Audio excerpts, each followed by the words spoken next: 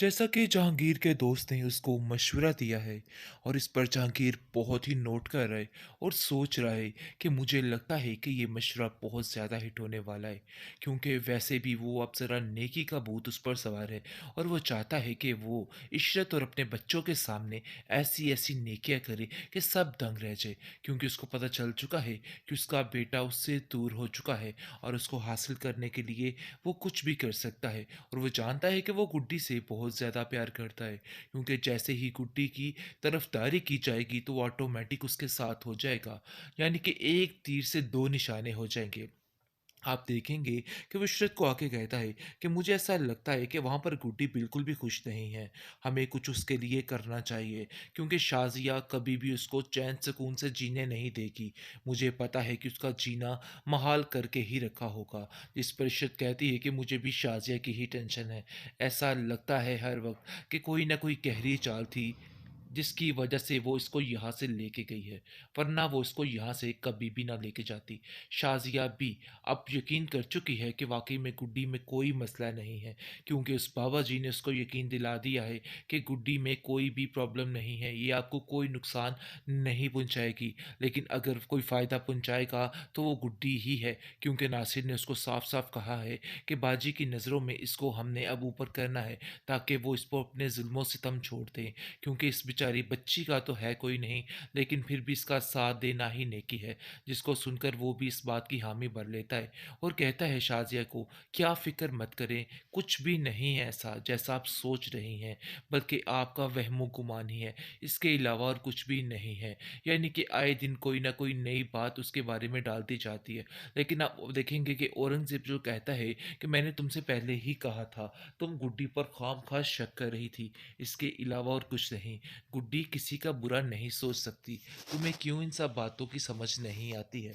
इस पर वो कहती है कि आपकी बात बिल्कुल ठीक थी, काश मैं आपकी बातों पे यकीन कर लेती, लेकिन अब मुझे पता चल चुका है, क्योंकि अहमद भी ये बात अपने बाप से कह चुका है कि ये पीर साहब बिल्कुल ठीक है और इनमें वाकई कोई ना कोई ऐसी बात ज़रूर है जो है कि ये आइंदा कह से रहे वो हैं। तुमसे कभी बदतमीज़ी नहीं करेगी और तुम पर कभी किसी काम का बोझ नहीं डालेगी। लेकिन गुड्डी बहुत ज़्यादा परेशान हो चुकी है और उसको समझ ही नहीं आ पा रही और वो सोचती है कि काश वो अपनी खाला के घर से आती ही ना, उसके पास ही रहती।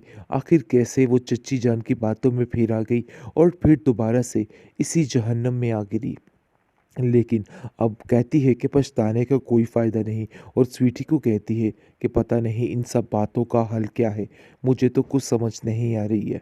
ऐसा लगता है कि चच्चा जान भी चच्ची के साथ मिले हुए हैं और इनका आपस में एक ही मकसद है, लेकिन जानबूझकर मुझसे ऐसे ये सारी हरकतें इसलिए की जा रही हैं ताकि मुझे महसूस ना हो। लेकिन कहीं न कहीं वो ये बात जान चुकी है।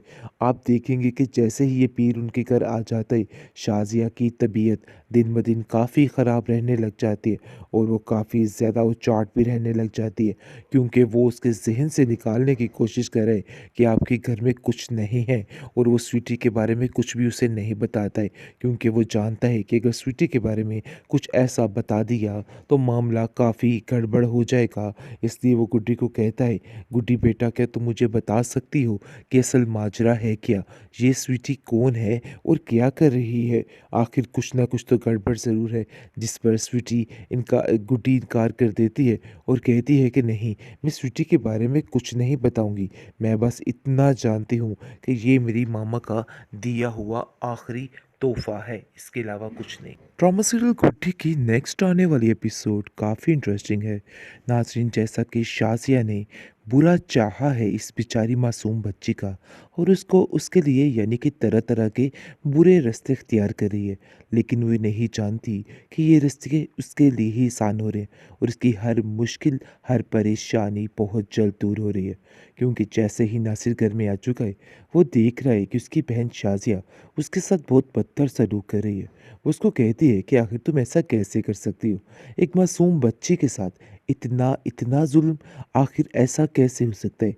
जिस पर शाज़िया कहती है कि नहीं, मैंने उसके साथ कोई ज़ुल्म ज़्यादती नहीं की है, बल्कि ये तो हर एक माँ अपने बच्चे को काम सिखाने के लिए करती है और वैसे भी जिस काम के लिए तुम इधर ठहरे हुए हो ना, बस वही काम करो और कोई भी काम करने की ज़रूरत नहीं है।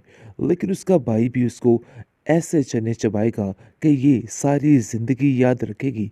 आप देखेंगे कि शाज़िया को दिन ब दिन इतना बेवकूफ़ बनाया जा रहा है कि वो समझ ही नहीं आ पा रही उसको कि आखिर क्या मसला है और क्या नहीं है, और उसको जैसा-जैसा बताया जा रहा है, वो वैसा ही समझी जा रही है। लेकिन गुड्डी को ऐसा महसूस हो रहा है कि जैसे उसका कोई अपना इस घर में मौजूद हो, जिसकी वजह से वो काफ़ी खुश होती है। आगे से शाज़िया कहती है कि देखो, तुम्हें ज़्यादा खुश होने की ज़रूरत नहीं है। ये मत समझना कि तुम्हें इसकी सपोर्ट मिल गई है तो तुम्हें सब कुछ मिल जाएगा। देखो भई, ऐसा-वैसा कुछ नहीं होने वाला। मैं तुम्हें बार-बार एक ही बात समझाने की कोशिश कर रही हूँ। जल्दी-जल्दी अपने काम को निपटाओ और हमारी ज़िंदगियों से दूर हो जाओ। गुड्डी बहुत रोती है और कहती है कि आखिर चच्ची जान मुझसे इस तरह के लहजे में क्यों बार-बार पेश आती हैं? मैं तो उनका बुरा नहीं चाहती हूँ, लेकिन फिर भी ऐसा क्यों होता है? वो अपने चच्चा जान से भी बात करती है कि आखिर मैंने आप लोगों का क्या बिगाड़ा है? क्यों आप लोग मुझसे इतनी नफ़रत करते हैं? जिस पर उसका चचा कहता है कि तुम फ़िक्र मत करो, सब ठीक हो जाएगा। यानी कि उसको तो चालाकी बड़े बेहतरीन तरीके से करनी आती है। लेकिन शाज़िया आउट ऑफ कंट्रोल हो चुकी है और वो थक चुकी है हर बात को सह के। सहने से मुराद है गुड्डी को इस घर में रख के, क्योंकि वो एक पल के लिए भी किसी को बर्दाश्त नहीं कर सकती। ये उसकी बहुत बड़ी मजबूरी है जो कि उसको इस गुड्डी को बर्दाश्त करना पड़े। लेकिन गुड्डी बहुत ज़्यादा परेशान हो चुकी है और उसको समझ ही नहीं आ पा रही, और वो सोचती है कि काश वो अपनी खाला के घर से आती ही ना, उसके पास ही रहती। आखिर कैसे वो चच्ची जान की बातों में फिर आ गई और फिर दोबारा से इसी जहन्नम में आ गिरी। लेकिन अब कहती है कि पछताने का कोई फ़ायदा नहीं, और स्वीटी को कहती है कि पता नहीं इन सब बातों का हल क्या है, मुझे तो कुछ समझ नहीं आ रही है। ऐसा लगता है कि चचा जान भी चच्ची के साथ मिले हुए हैं और इनका आपस में एक ही मकसद है, लेकिन जानबूझकर मुझसे ऐसे ये सारी हरकतें इसलिए की जा रही हैं ताकि मुझे महसूस ना हो। लेकिन कहीं न कहीं वो ये बात जान चुकी है। आप देखेंगे कि जैसे ही ये पीर उनके घर आ जाता है, शाज़िया की तबीयत दिन ब दिन काफ़ी ख़राब रहने लग जाती है और वो काफ़ी ज़्यादा उचाट भी रहने लग जाती है, क्योंकि वो उसके ज़हन से निकालने की कोशिश कर रहे हैं कि आपके घर में कुछ नहीं है, और वो स्वीटी के बारे में कुछ भी उसे नहीं बताता है, क्योंकि वो जानता है कि अगर स्वीटी के बारे में कुछ ऐसा बता दिया तो मामला काफ़ी गड़बड़ हो जाएगा। इसलिए वो गुड्डी को कहता है, गुड्डी बेटा, क्या तुम मुझे बता सकती हो कि असल माजरा है क्या? ये स्वीटी कौन है और क्या कर रही है? आखिर कुछ ना कुछ तो गड़बड़ ज़रूर है। जिस पर स्वीटी गुड्डी इनकार कर देती है और कहती है कि नहीं, मैं स्वीटी के बारे में कुछ नहीं बताऊंगी। मैं बस इतना जानती हूँ कि ये मेरी मामा का दिया हुआ आखिरी तोहफा है, इसके अलावा